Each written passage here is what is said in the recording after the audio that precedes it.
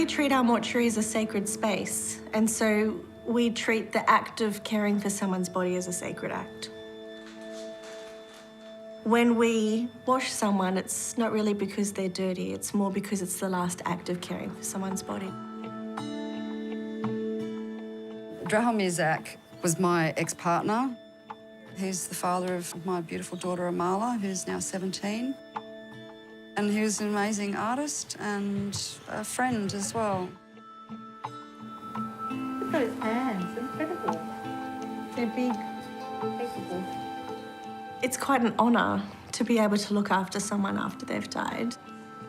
For me, it's really important to maintain their humanity, because that person represented a parent or a sibling or a child to the people in their life. And they can't advocate for themselves anymore, so that's where I step in. I think people are afraid of death, but being afraid of the dead is a different thing. We say to people when they're coming into the mortuary, we say, well, you're about 5 minutes away from not being afraid. Because, of course, when you see that person in the mortuary, that's your person. And you're not afraid of them, you know them. I want to see the funeral industry change. I want to see what we're offering is really normal and not unusual. And I want to see having access to the body as a really normal thing. Funerals are one-off events, and they can be not good or they can be absolutely transformational. And why not? Why not go for the absolutely transformational? Because that's the right thing to do.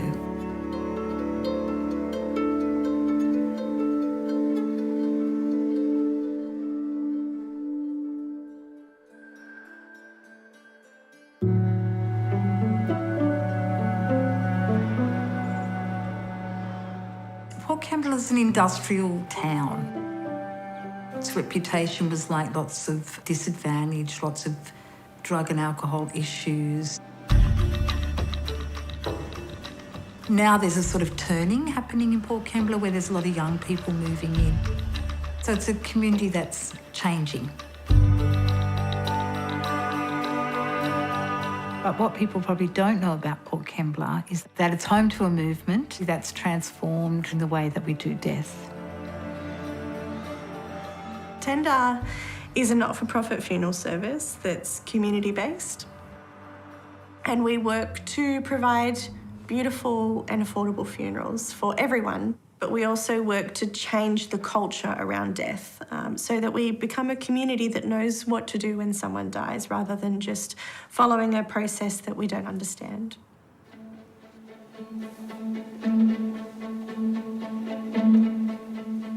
Jenny Briscoe-Hoff was fundamental to Tender happening. She is like this incredible leader in our community. And the reason that she's so great is because she's not trying to be an incredible leader in her community. She's trying to be a good human in her community. I've been working in the Port Kembla Community Project for over 20 years. I'm the General Manager, and we create projects that the community want to see happen. I'm not trained as a community development worker. I'm not trained as anything, actually. But I do know about community development. That's in my DNA.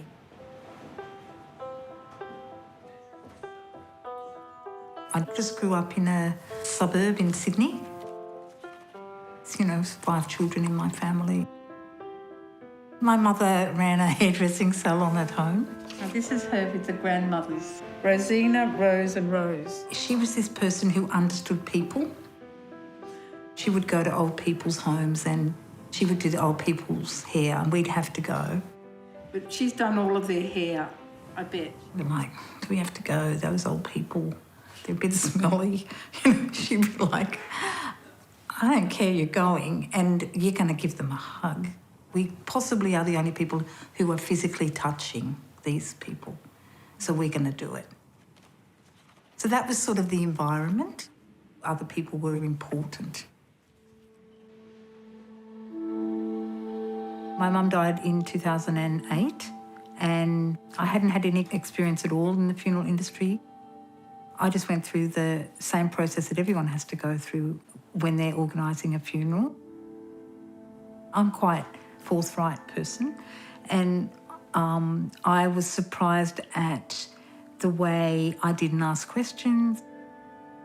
We had to pick a coffin out and it was like, there's no prices on the coffin. We owned the burial plot. We did the flowers.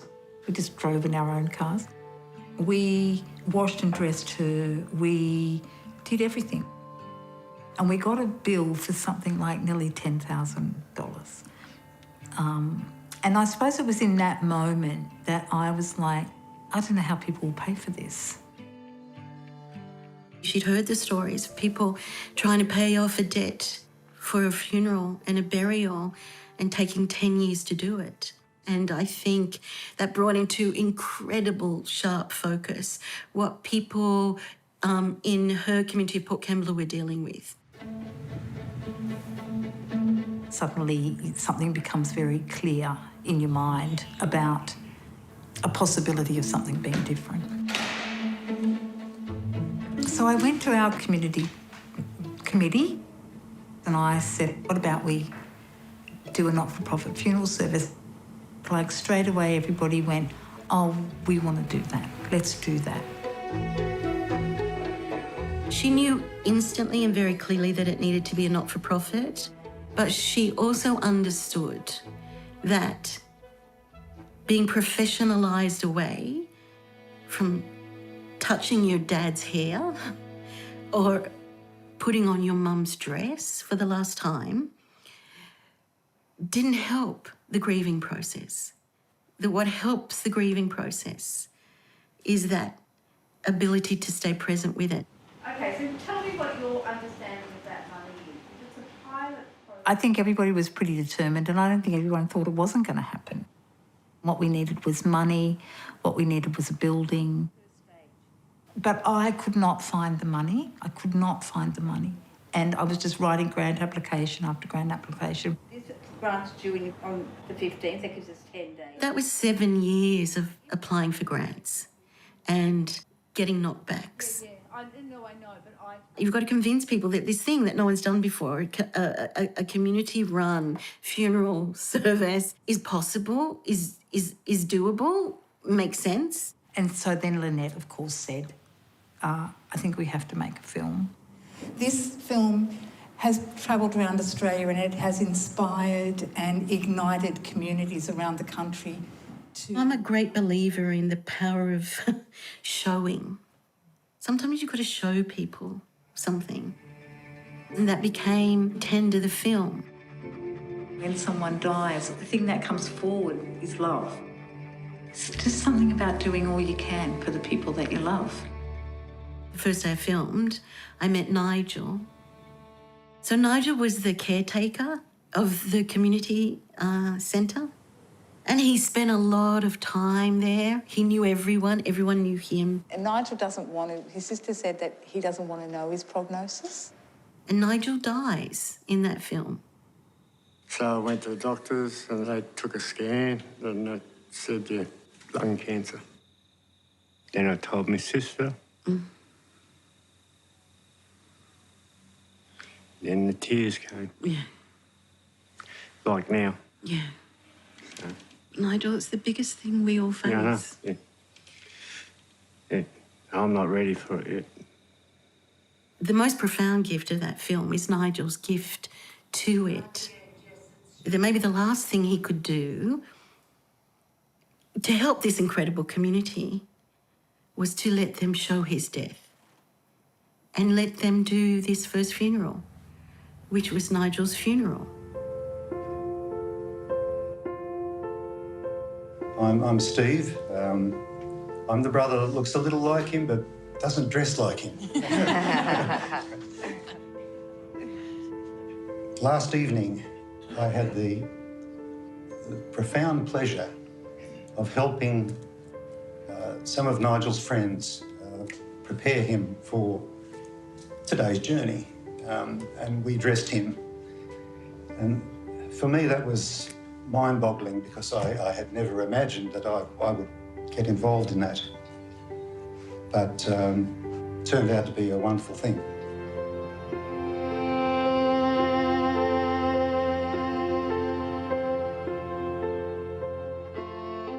So then, with the film came the money. We did a crowdfunding campaign and people sent money from all around Australia. We got $5 bills rolled up in handwritten letters. We got a one-off $30,000 donation from somebody. Awesome. So good. So what we need. Then Social Enterprise Finance Australia came on board to give us a loan. Now I've got to work out how this goes. And Vincent Fairfax Foundation came on board. It probably took about between 7 and 8 years between when first thinking about our tender to opening tender. But we didn't know, we didn't have a clue how you'd start a community funeral service. Is there a back entrance that you'd like? Someone sent me an email to say, have you ever heard of Zenith Virago? First of all, does anybody have any questions? I've spent 25 years living in the Northern Rivers, working with people who are dying, with their bodies when they are dead, and with their families. To really reclaim those death processes. Zenith was one of the first people to look at doing death differently in Australia. She came to the community, she trained the community. Before there was a funeral industry, there were always families taking care of their own, washing, cleaning them, dressing them. Most people don't know that they can do it themselves. You can go from the bed to the cremator, the bed to the grave, without a professional person being involved. You need a medical person, but that's it. None of it's rocket science. It's just not what the funeral industry is doing. Their first one is probably, how to make a profit.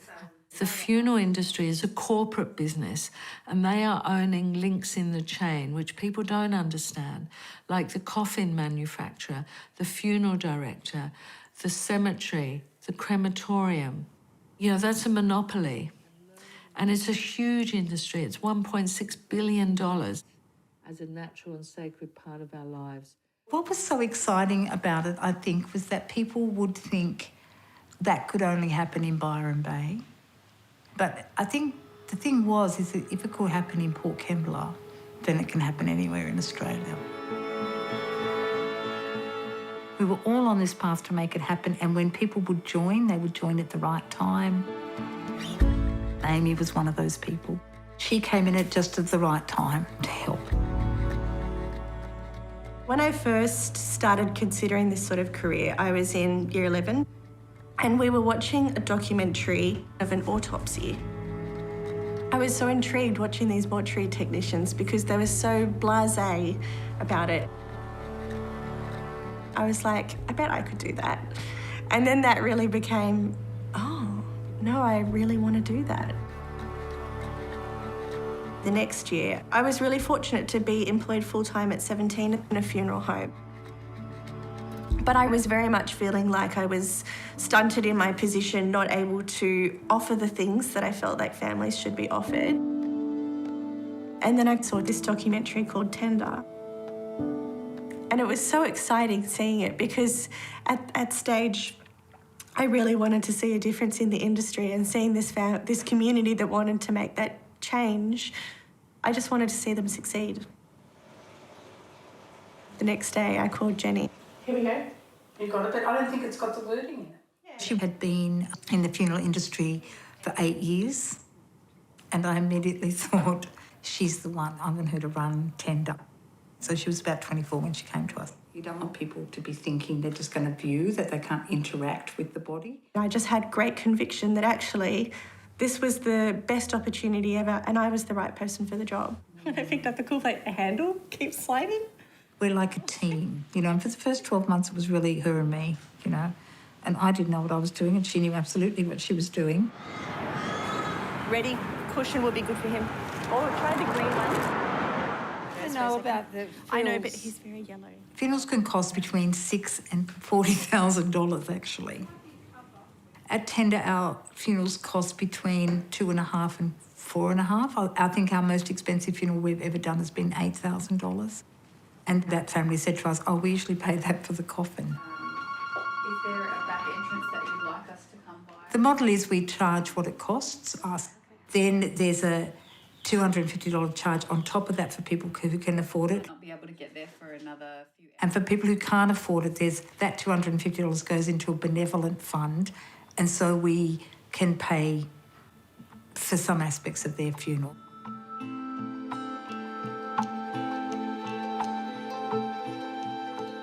The value of a funeral shouldn't be judged on its cost. You know, the value of a funeral should be about what that experience was.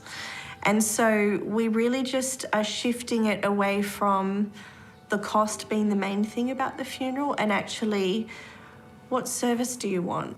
Do you know what service is possible? Most people don't know that they could have a funeral in their backyard or in their living room if they wanted to. They could choose no mortuary care at all. The funeral might look like a beer with friends or a dinner around a table. That could be a funeral. If the farewell matches the person that we know, then we feel happy about the fact that we've been able to honour the person and have meaning in that.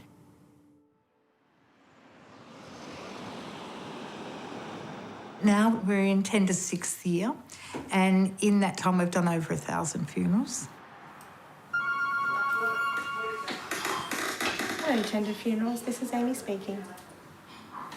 You know, it's really helpful to just slow the process down. I wish more people did.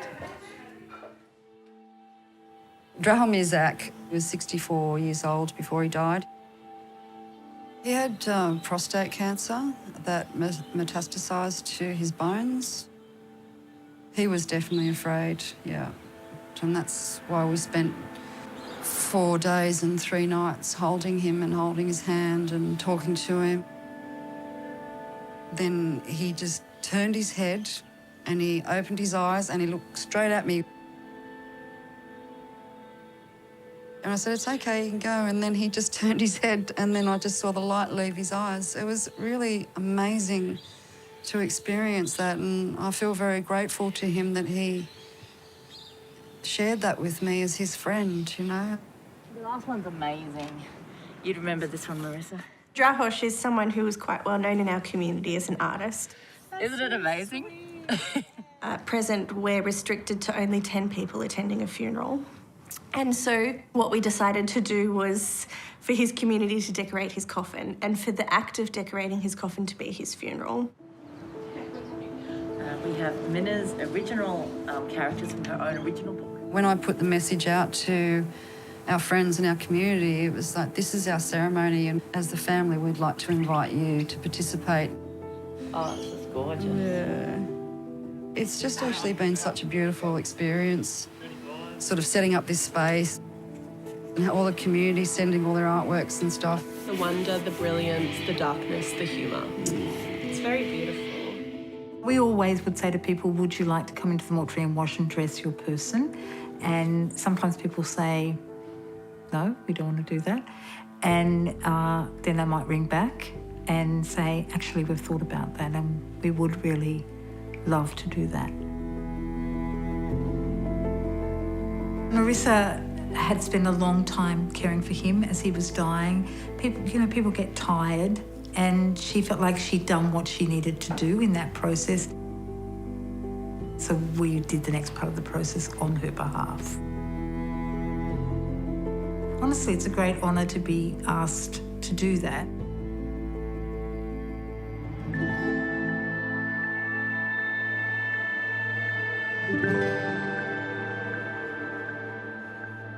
One of the things that we were really wanting to do was to make what was invisible visible. People can participate. I think 59% of people who come through Tender do participate in the care of their person. And in a traditional funeral service, I think in the past it's been like 1 or 2%. Tip it, I'll lift it, and then we can place it on the trolley. A few years ago, my grandmother passed away. She was always involved with the Scouts through her entire life, and she was adamant that she wanted a funeral service in a Scout hall. We contacted a few places, and Tender was the one that was able to enable a completely different funeral service.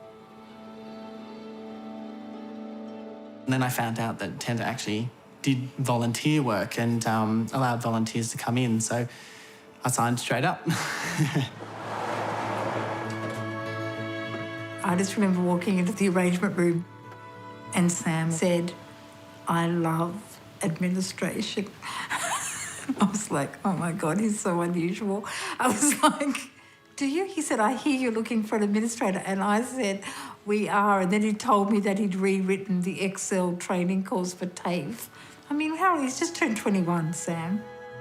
Sam, here's your present. Oh. You have to open it in front of me. Oh, That's your 20. Happy 21st from us. It's where's Rivka? Oh, how cool. Coffin cufflinks. And then I decided, I'll go into the mortuary, and found a passion for it. Happy birthday. Thank you. And then I got interested in mortuary studies that led me towards studying forensic medicine at the moment. Our volunteers are incredible. Do we know where all the cool plate stuff is? I can't imagine Tender without volunteers. They help keep the price down. They're at the heart of what we do.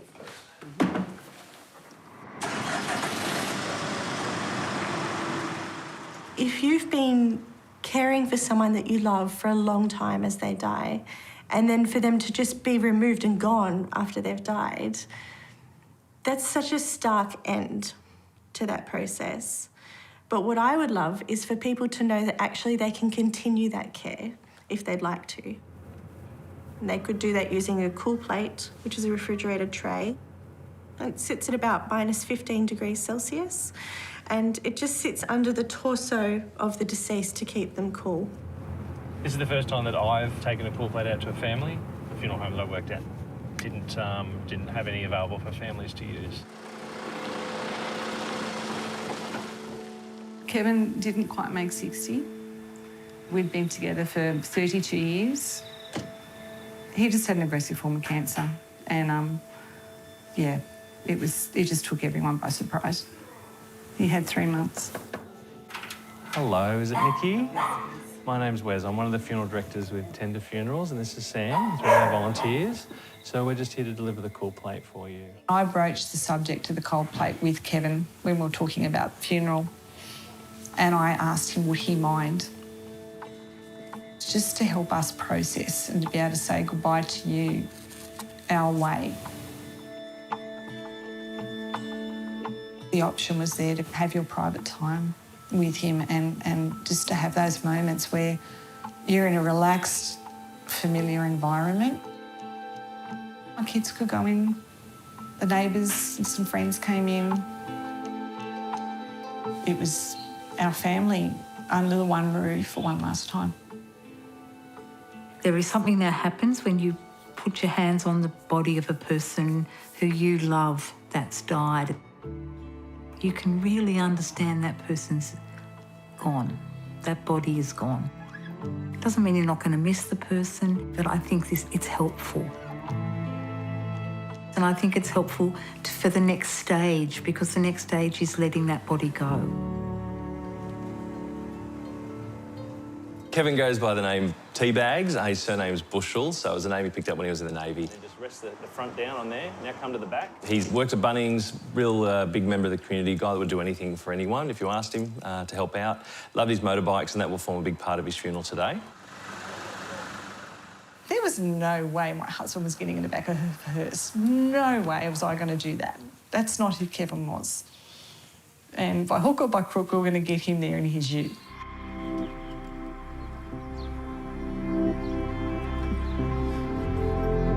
He wanted people to be casually dressed. He wanted people just to be able to relax. And he also wanted to be at the wake. We ended up at the local surf club where Kevin had grown up. And it just felt so right that we do that.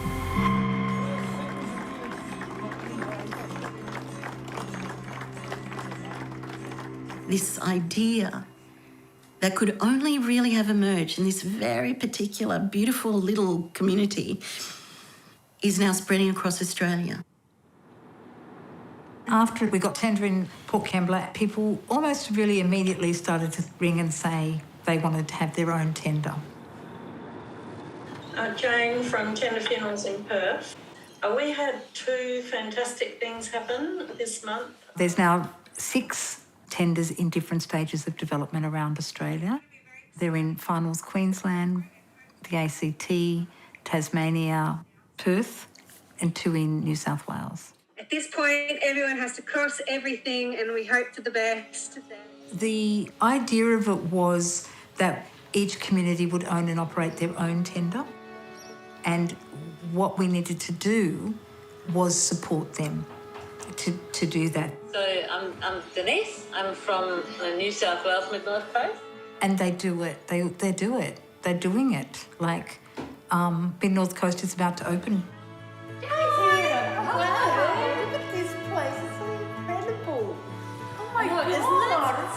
It's nearly finished. In 2019, the Dying for Dignity group invited Jenny to come up and do a presentation on tender funerals. It was incredibly well received. The people there basically said, we want this in our community. Oh, yes. A core group of 4 to 5 volunteers have spent quite a lot of their time.